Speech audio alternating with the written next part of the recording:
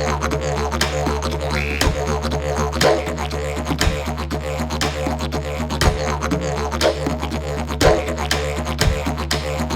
everyone, welcome back to another episode of Educator Yarns. This is episode 3. This is Jess and Belinda. Hi guys. And today we are both joining you from Dark and Young Country. So before we begin, I'd like to acknowledge the traditional owners of the land that we are both on today and pay our respects to elders, both past, present, and emerging, and acknowledge any Aboriginal or Torres Strait Islander listeners that are tuning into this episode.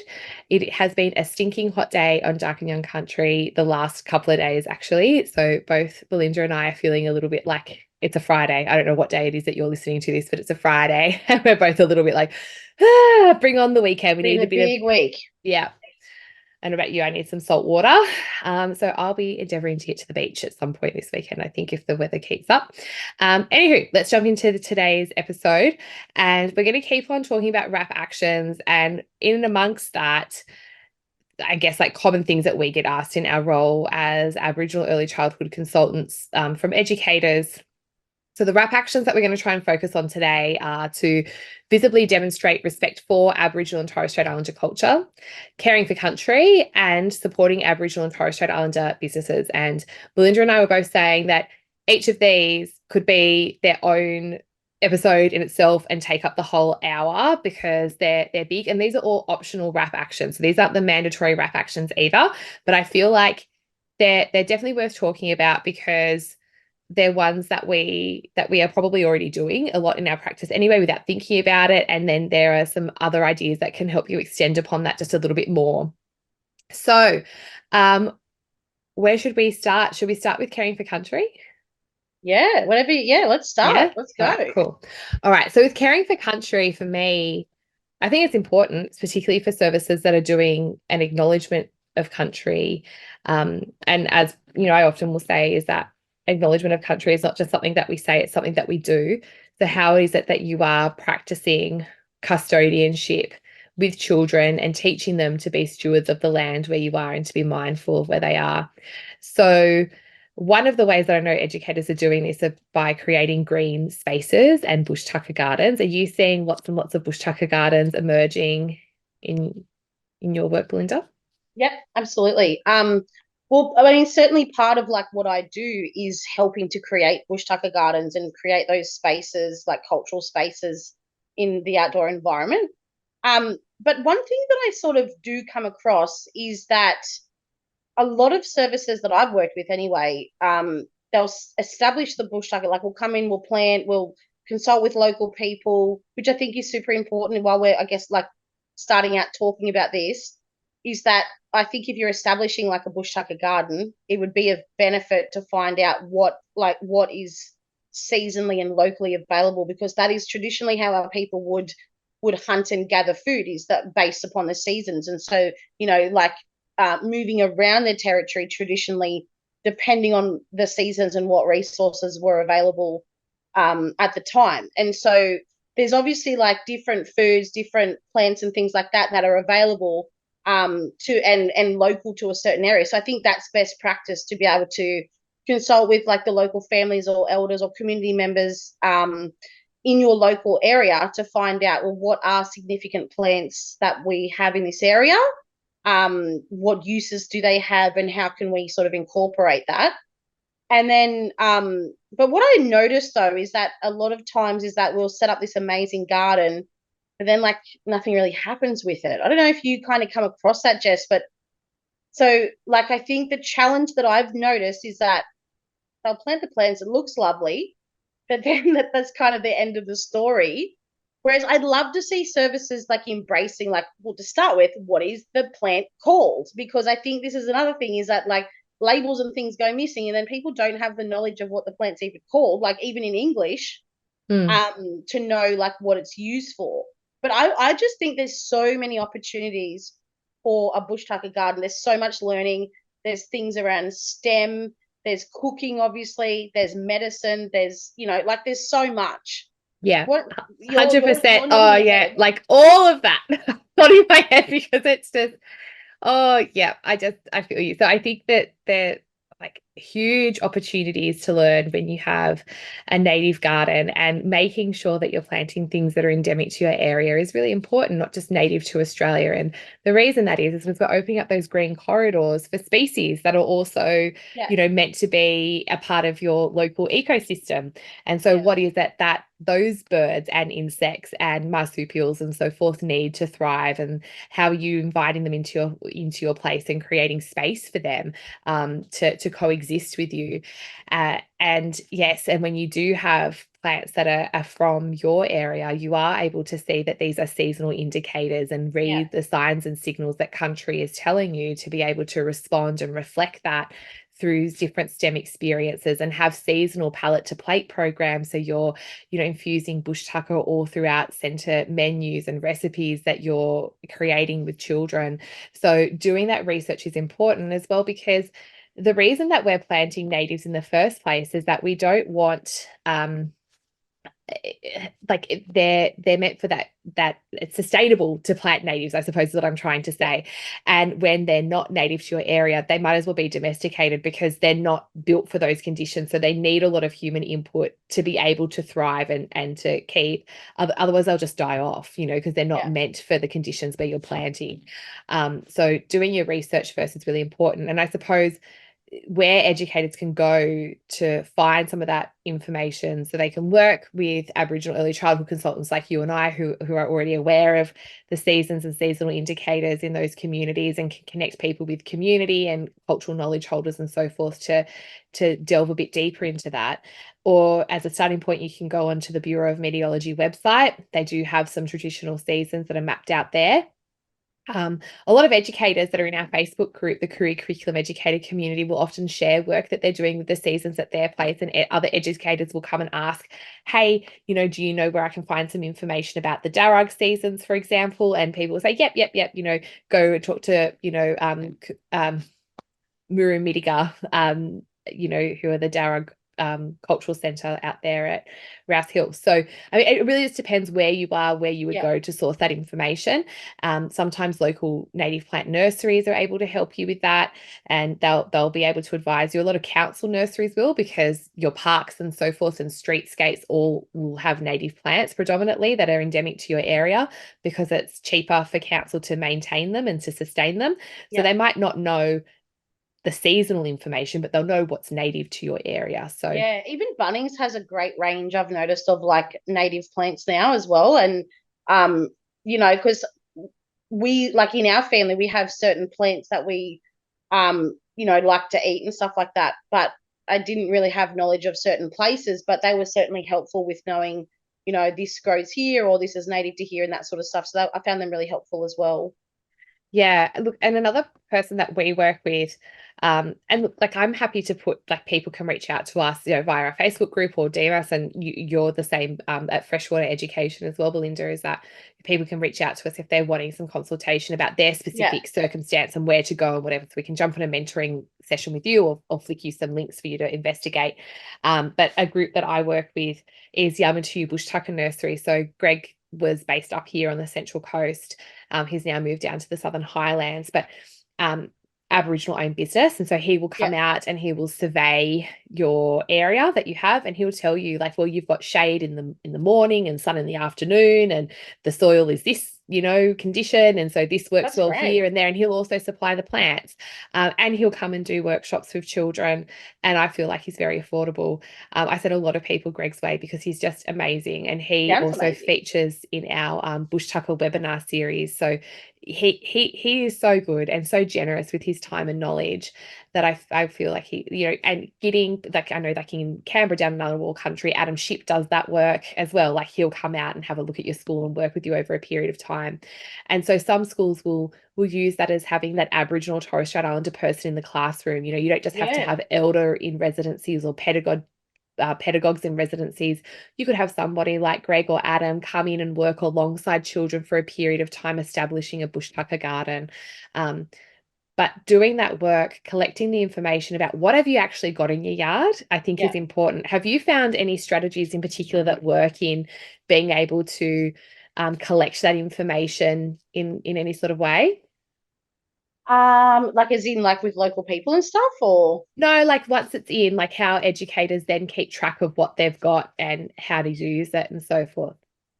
well, I know that certainly I think like it's super important. Like this just sounds so basic, but the labeling needs to be done really quickly. So because once those labels are gone, if you don't have like cultural knowledge holders that have an understanding about like traditional plants, like that's kind of gone. So what I was kind of doing, what I do, because we have a really amazing bush tucker garden at our school, and it's got like all native stuff, plants, medicine plants, like it's all can be used for like for uses. And so one thing that I did is once we had the plants all done, was write up a list of like what each plant is used for, like what we can use it for. Can we use it for this? Can we use it for that? And send that out to the educators as well. I'm still trying to work on. I really want to get some like metal signage to put, so Mm. because the labels fall off and stuff, but it's very expensive. Well, unless someone can point me in the direction of someone that does it reasonably affordable, um, because that way, because what I really want our space at our school to be is like a place where teachers can teach. Like I want it to be like we're calling it like an outdoor classroom, so that Yeah. teachers, like not just me, but teachers can take their classes out, and we're learning. Like in stage 2 at the moment, they're learning about fibers of plants, right? So like I'll go out there and teach lessons about, we have like a lot of lamandra there, which is as you know, Jess, like a material that we use for weaving, for making baskets or fish traps or eel traps, that sort of stuff. Yep. And so I think it's about empowering that knowledge, like passing that knowledge on to educators so they can feel empowered to use it. um Mm. Mm. and I think like one amazing benefit, like there's lots of benefits to it, because we've done lots of things like with our bush tucker garden. We also harvest and drop it off to the elders that we're involved with at our school, and drop it at their house and Mm. stuff like that. We also were selling some lemon myrtle and bush mint and stuff like that at a local store that we made a relationship with.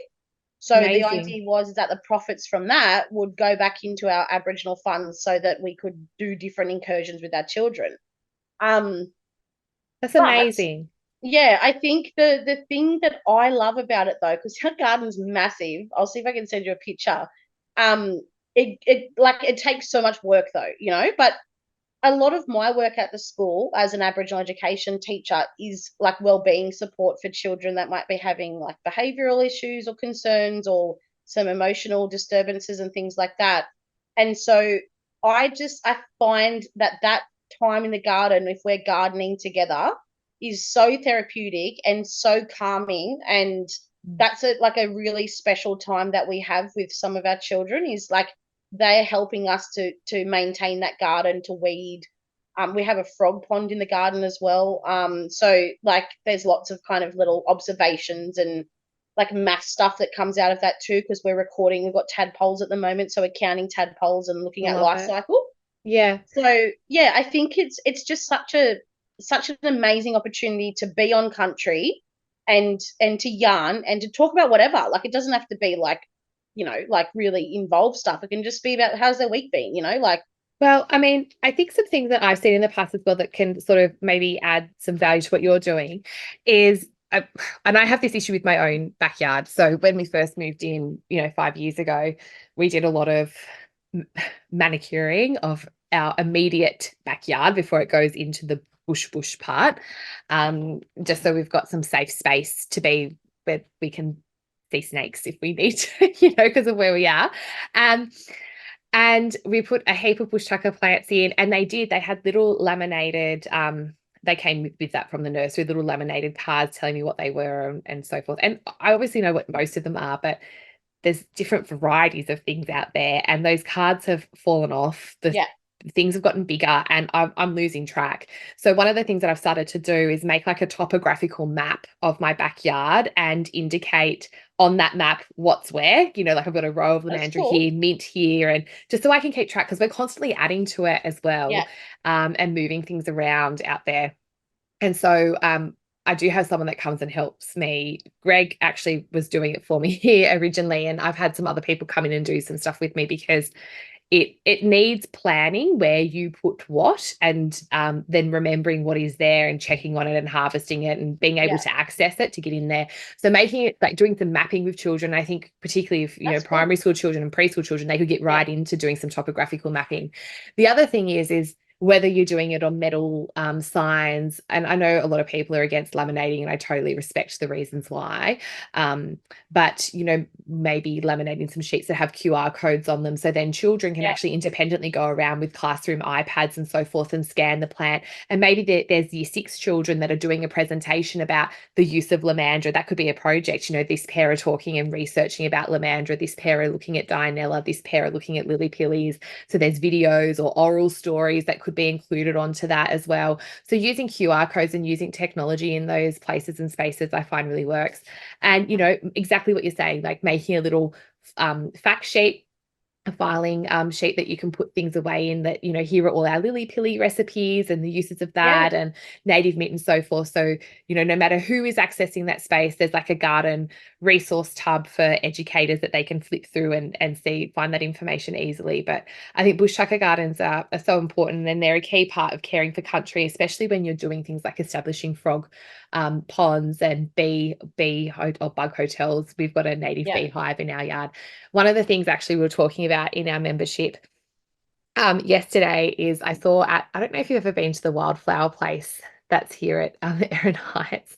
No. It's beautiful. They've got beautiful native plants, and they're now selling bird boxes like for rosellas and kookaburras. And I was like, oh, like, and we have so many here as well, and I would love to set some of those up and also put a camera in either inside or on the outside to watch them, you know, who comes and goes, and maybe have one that's night vision, so then we can look at who comes and visits our place of a night, and really tracking that stuff with children, like with that stuff that we do. That's an amazing learning experience. Hey, like think about how many different things you can cover with that. That's so cool. Yeah, and so there's it's like, and this is the thing, like it does just cross tie into all these other parts of your curriculum. And one of our members, Kath, she's up there at Evans Head Preschool on the mid North Coast, and she said that she just gets her cameras for bush kindy that she does from Bunnings, and that they're relatively inexpensive. So this is my thing. Neither Brenda and I are the type of people that are going to climb like 3 meters up a ladder to put a bird box in a tree, though. So I'm going to have to work that bit out. But I'm going to start with the cameras first and put them on the yard and see who's been visiting our place. And I've seen people as well, and I'm not sure the technology for this, but same idea, like a camera out the front of your native beehive, and then you're able to record, but then slow it down so you can actually properly count and identify the different pollinators that are coming to your garden, because it's so quick. So I need to get my head around some of these STEM stuff so I can do it. STEM is actually my favorite thing to teach. I love STEM so much. Are you seeing many services, Jess, that are actually using products from their garden in their menus? I think it's becoming more of a thing, but I don't think that they're doing it. I don't think that they've got the quantity of it yet to be able to do it as much as what they would like to. But I have seen, I guess it's becoming more of a common thing that I'm seeing now than what it was a few years ago, I would say. What about yourself? Well, a lot of the services I'm working with are kind of starting off on their embedding Aboriginal perspectives journey. And so for me, it's kind of like establishing and kind of providing some of those ideas and recipes and things like that.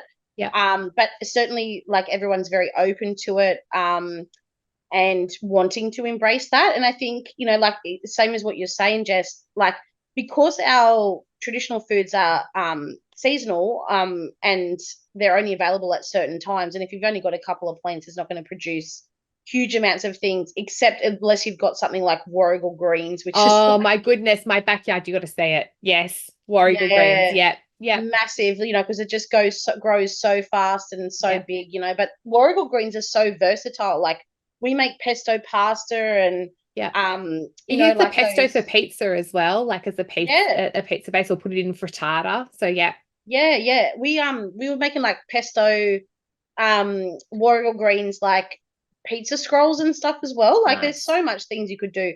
But I think, yeah, like a lot of people wanting to sort of start off on that journey. And I think though, if we're going back to talking about caring for country, like we have to have that understanding that our foods are seasonal, and seasonal, like actually eating seasonal foods, as we know, is like super sustainable. So you have to, I guess you'd have to be willing to like look at your menu on a regular basis and having a look at the plants and seeing, you know, what's coming into season and what's not, and designing your menu from there. For sure. I mean, a few things like in terms of centre chefs and so forth that are looking at their menus and what they can do.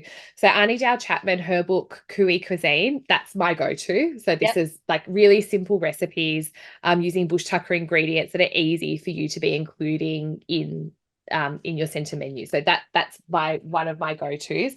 The other one is the Bush Tucker Guide by Samantha Martin. So that's more for Queensland, her recipes and a lot of the food that she refers to in there, but she goes through different types of bush tucker plants and their uses and how to put them into recipes as well. So on our bush tucker webinar series with Greg, we actually go through different recipes, and it was made originally for centre chefs to be able to access some of that. But a couple of other resources that you might not have come across, I'm just looking behind me to see if I've got the set near me, but one of them is these from Wingaru Education, the yarn cards about sustainability. Have you seen these? Awesome. No. Do you use Wingaru? Wingaru is great for primary schools. They're like an online teacher resource, I suppose. And they've got these really deadly resources. So we stock these now from Wingaru, but they're just like little cards. So this one's like on sustainable living. So what, like some of the questions on here are, what are some things you can do that could be called sustainable living? Why is living a sustainable life a good thing? What steps could people take to live more sustainably? What are some good examples of sustainability from Aboriginal culture? So also having like a yarning circle within your bush tucker garden 100%. Where you're teaching directly about, you know, culture and ways of being. And they've also made these bush tucker research cards for children. So like lemon myrtle, lily pilly, like some of those common ones that we see, particularly here on the East Coast. And then some little provocations for children to go and do that research. So potentially if you have a bush tucker garden that's being established that has some of those plants, you could put children in groups, use a card each day and, you know, research about that plant, you know, make the resource with the children about the fact sheet and the guide, research recipes together. With those palette to plate programs, you know, I'm a huge fan of getting children involved in the cooking as well, if you can. So like get them to make the warrigal green pesto and the scrolls and so forth. Like, so they're a part of that whole process, like the planting, the growing, the harvesting, the nurturing, the preparing, the cooking and the eating. They can follow the whole thing through. And I think that, you know, there's research out there, I don't know, don't quote me on it, but like for fussy eaters, when they're involved in that whole process, they're more inclined to eat the food, you know? So 100%. I think there's so much there. I too am very passionate about bush tucker gardens, and I think they're really great for children's mental health and also for educators, like for our mental health, to be able to go outside and work in the garden and be, you know, in a green space. It's so important. Definitely. So other things for caring for country, what else have you seen that schools do in that space? So I'd love to hear your kind of feedback on this too, Jess. This is something that the question that I come across all the time. So in our family, we have like a cultural belief around like not taking items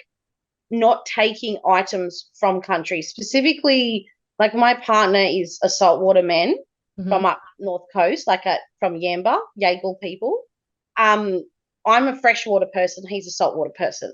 But we're very kind of involved in kind of saltwater stuff because we live near the ocean now. And, you know, so like one of the things with our kids is that we don't let them take like seashells from the beach. They're not allowed to take shells home. Like they can pick them up and look at them and stuff like that, but then they sort of like they know culturally that we don't take them home unless we're like taking you know, like pippies or something which are used to eat, because we do believe that taking rocks or shells just for the sake of taking them will bring bad luck. So I think this is like, I don't know if you kind of have any thoughts on this, Jess, but this is something that really comes up a lot with the educators that I'm working with, is like how do we kind of, I guess it's more like sort of reflecting on it, more about thinking about, well, being mindful of like why, like of the why behind why we're doing things like that. Like, what is the purpose of taking some objects from, like, is it just for aesthetics? Is it for learning experience? Is it for, I don't know. What do Yeah, you no, think? like I totally get it. I mean, look, there's different ways to connect with country. So, like, the best way I think to connect with country is you get out and you're on country. The second best thing is to bring country into your service. So, creating those green spaces and so forth. And then, feature is the third, where you might have artificial grass and insects and, plastic insects and so forth, right? But there's a place for all three of those things. We always use the principle borrow, use and return. So you can borrow from country, you can use it, and when you're finished you need to take it back, and you have to be mindful of how you're using it, so when you return it to country you're not going to make country sick when you do that. In terms of collecting shells from beaches, I'm totally with you. I think definitely you can see it here on the Central Coast, and I don't know how long you've been living on the coast for, but I've only been living here like 5 or so years. Me too. Yeah. My grandparents lived here when I was a child, and we used to come up here all the time. And there were lots and lots of shells on the beaches. And now there are less and less and less, because there's a lot of tourism now that's on the Central Coast, and everybody takes back with them some beautiful shells. But also it's about the shells are disappearing from the oceans and climate change and so forth. So there's multiple things there. And so what are the consequences of having shellless beaches? And so what happens with that? I do think that there is space. So, like, say, if we're coming into National Sea Week soon, so like, or depending on this goes out, it might have already just been, but there are some, collecting shells to use as provocations in the classroom, to use that to extend children's learning, because you can't take them to the beach potentially and then you return them.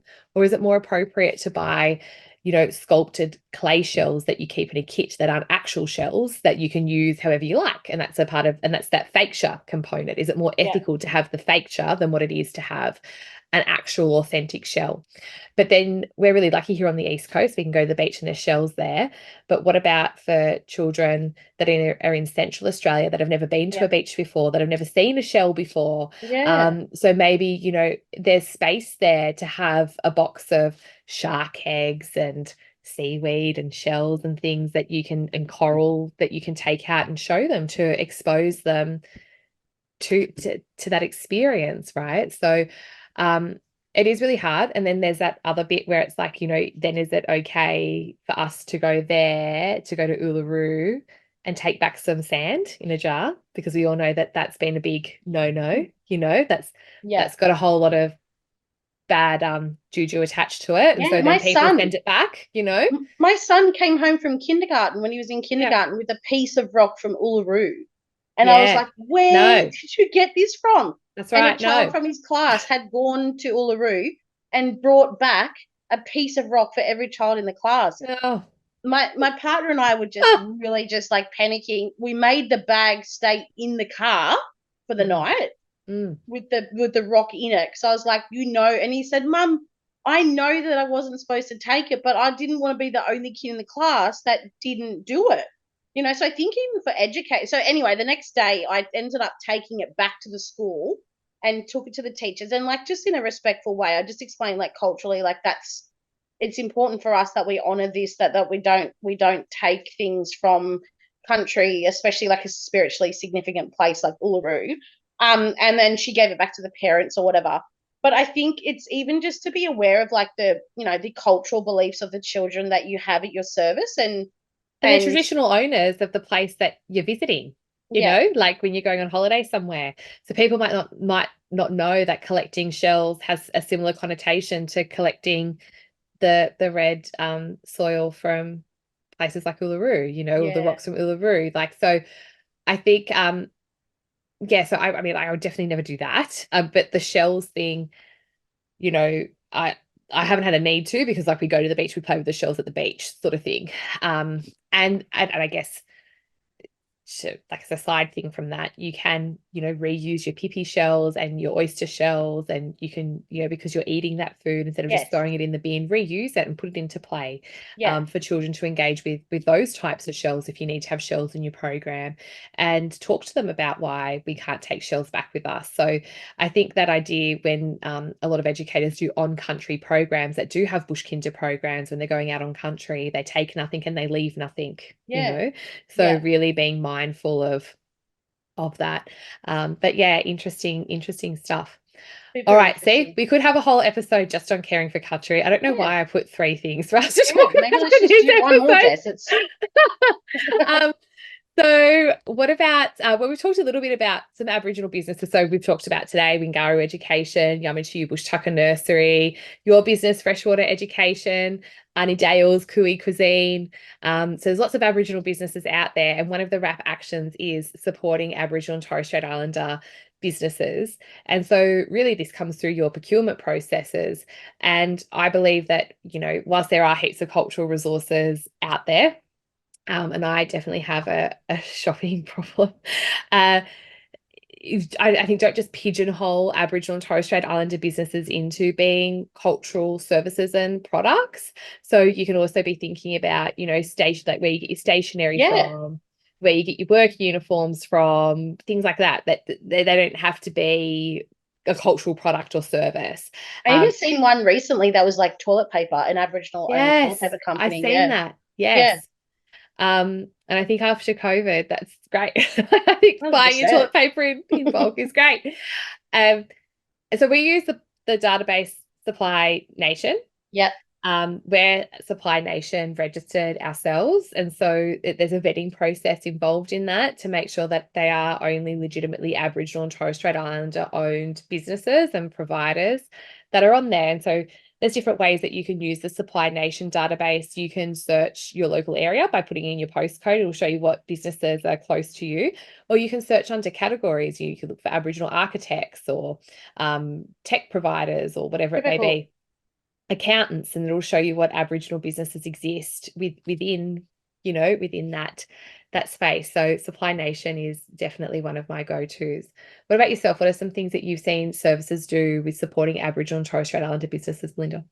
Well, I think like one thing for me, and like I certainly think that there's some bigger mainstream companies that are doing a lot better with increasing their range of cultural like Aboriginal cultural education resources, which I think is great. And they're certainly paying like a commission or whatnot to those kind of those companies. I'm kind of, I guess, like for me personally, like our little family business, Freshwater Education, like we're just kind of starting off. So like very early days of, like register, like business wise, you know what I mean? So I'm kind of always like pointing people in the direction of those little businesses that are just starting out. Like I know for those of you guys that are on Facebook, like I've come across so many amazing people on there. And Jess, I seen you comment on something the other day actually.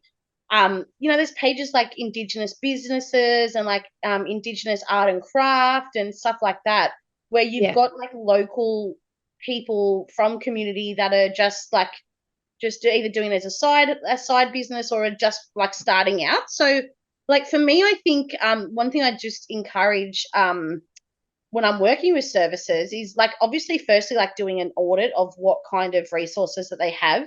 Mm. Have they kind of got like a balanced view of like traditional and contemporary views of Aboriginal and Torres Strait Islander peoples?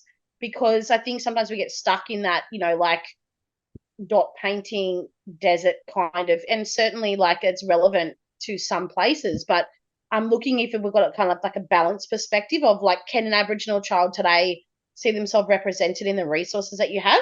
But I Yeah. also think like it is like to encourage people to ask questions when they are purchasing Indigenous resources, like that it is okay to ask like, hey, is your business like, is your art done by Aboriginal people, or like do you pay the person, or Yeah. like I think like those kind of questions about that authenticity and also like ethically, like I think they're important questions to be able to ask as well.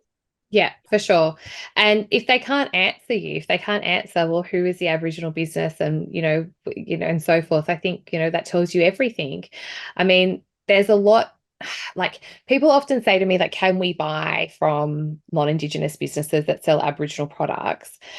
And I guess like my response to that is always my personal preference is that I will always support an Aboriginal business directly first. Like I would rather buy directly from that person because that means the most amount of money is going directly to them, their family, and their community, as opposed to buying through a gallery or a non-Indigenous business or so forth. However, non-Indigenous businesses do have a role to play in terms of, you know, also creating a stream of revenue for these Aboriginal businesses by putting them into their shops and their stores. Just like Myers has an Aboriginal range, for example, all the time now. So does Adair's and so forth. Like, you see Aboriginal ranges in these shops and it's becoming more and more mainstream, which is important. It's important to see that happening. But I always still will look for Aboriginal businesses first. And I don't particularly like when a non-Indigenous business creates a product without consultation or collaboration with an artist. So say, like, for example, an acknowledgement of country plaque. I sort of think like you can buy acknowledgements of country plaques directly from Aboriginal owned businesses like Marara Designs or Kinya Lurk. They're great. You don't need to go through a non-Indigenous business, but often what will happen is that the non-Indigenous business can afford, because they have a privilege that these Aboriginal businesses don't, that they can afford to mass produce, and therefore the item is cheaper, and they railroad the Aboriginal businesses out of that space, So you have to think about the ethics of all of that sort of stuff as well, and balancing it all out. People will say, well, is it okay for me to buy the Aboriginal print from Kmart? Yeah, it is. It's okay for you to buy the Aboriginal print from Kmart. Do I also think that you should be working collaboratively with local artists in your area and getting them to help you design a work uniform or put a mural on your building or do those things? Yes, I do. So it's not just a one or the other sort of thing. Yeah, 100%. But I think really thinking through those processes. Yeah, definitely. I think it's about, just that awareness and like being aware of where you're getting things and who you're supporting and how that can, because at the end of the day, like, we want to be empowering Aboriginal people to continue to create, like, to economically, to be, like, to be doing okay economically. And I think it's important. Yeah. The other wrap action that we had here to yarn about was to visibly demonstrate respect for Aboriginal and Torres Strait Islander culture. So we talked about some of these things already. By like having a bush tucker garden, you can visibly see that from the street front that this centre has native plants. By working with Aboriginal businesses potentially to have an art mural at your service or something like that, we can visibly see that. I mean, some other things that I've seen to help visibly demonstrate that respect is obviously like the flying of the flags. I think that's important.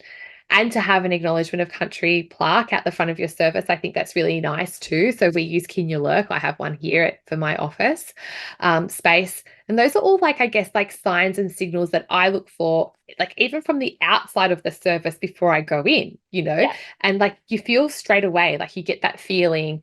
There's this service that I visited a few years ago, Port Macquarie Preschool, and like I pulled up at the front, the whole building was an Aboriginal mural around it. They had a bus out the front, like a community bus that had Aboriginal design on it, bush tucker gardens, the flag, red, black and yellow, like just acknowledgements of country, like everything. I was like, oh my, like where have I come? Like it was amazing, like it was just such an incredible, beautiful space to be. But their program was also amazing as well. So lots of amazingness from that preschool. But then inside the classroom, or once you enter into a school or service, what are some things that you look for to see that visible demonstration of respect for culture? Yeah, well, actually, interesting that you just sort of say that, yarn about Port Macquarie, because I was talking to a family earlier this week, just about like how we can be doing some extra things at the service that their children are going to, and their response was, we feel so welcome. As soon as we walk through the door, we can see our culture visible. And we're talking here about cultural safety, like, is your space a culturally safe place for Aboriginal and Torres Strait Islander people to be themselves and see themselves visible in the service? And I think there's so many opportunities, Jess, like in terms of resources in, like, within a service. One that I particularly am passionate and just maybe, I don't know, like I just love is like the home corner, because I think the Mm. home corner sometimes like just doesn't get thought about maybe, but I love home corner, and there's so many opportunities for culture to be visible within home corner. So like, I mean, it's a pretty obvious thing to think about things like dolls, you know, purchasing Aboriginal dolls, and, you know, like possum fur or coolamans or, you know, things like that to be kind of like associated with that. But then at the same time, one thing I do kind of ask educators to think about is like the dolls that you currently have. Like I'll go in and like, and I'll ask people like, do you have Aboriginal dolls? And they'll say, oh yeah, we've got black dolls.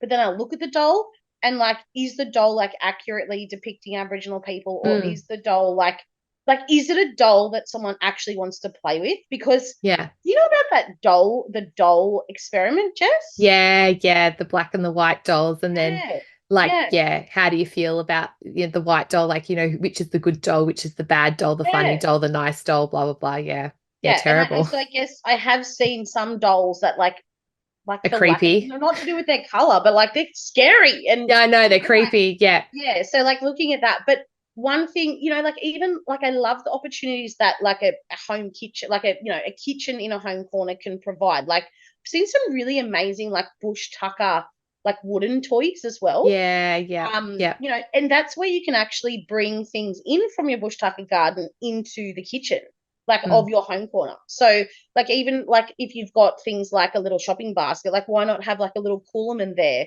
so that the children can like gather food in that? Or you can actually be bringing in like real like things from your bush tucker garden for children to explore in the kitchen. Even things like, you know, I know for doctors and nurses, like when children are interested in that, like there's so many opportunities for bringing like natural things in. Like lamandra was traditionally used for, you know, tying up, like, you know, paper bark was used for as an antiseptic kind of, you know how it's got that like I Yeah. can't think of the word, like that stuff in it that's like, yeah, anyway, I can't think of the word, Jess, but paper bark was used often as a bandage, and then you can tie it up with lamandra and stuff. So I think there's like so many opportunities to like embed Aboriginal perspectives in home corner. I just think Yeah, that that's dramatic play stuff, I think. Yeah, like I'm seeing my daughter at the moment. So she's obsessed with Paloma the mermaid on the Wiggles. And so now, you know, how they've redone the Little Mermaid. And I yeah, can't remember the actress's name, but it's you know, like for the first time, the Little Mermaid finally has dark skin. And so showing okay, pictures of that actress in that outfit, looking at the Yorks and so forth. So bringing that cultural perspective through her just being liking to dress up and as a mermaid and trying to show that this is a cultural thing as well. yeah, Even, you know, the Wiggles themselves, like now we've got, like she's up there with her yellow dress, you know, doing tutus and pirouettes and whatever she does. she's a crack up at the moment. But then looking at Evie, you know, as you know, an Indigenous dancer that's now on the Wiggles all the time, you know. So I think like I'm always trying to think of those contemporary perspectives, looking at what she's yeah, interested in and trying to find, well, how can I connect that to culture and to people in some shape or form. So I think definitely having it in play experiences and making it so visible there and having that contemporary perspective is right on.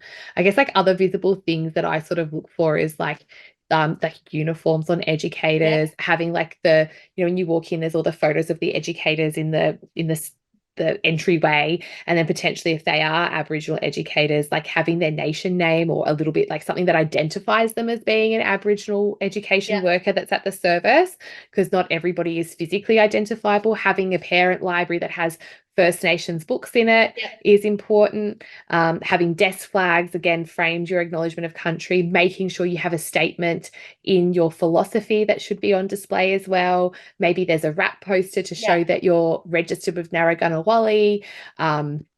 You know, you might have a community notice board that has upcoming events on there that are cultural happening events, with community. yeah, So those are kind of things that I'm always looking for, like to say, well, you know, how deep does it go here? And then of course, like having it throughout your play spaces and environments are things that we look for yeah, as well.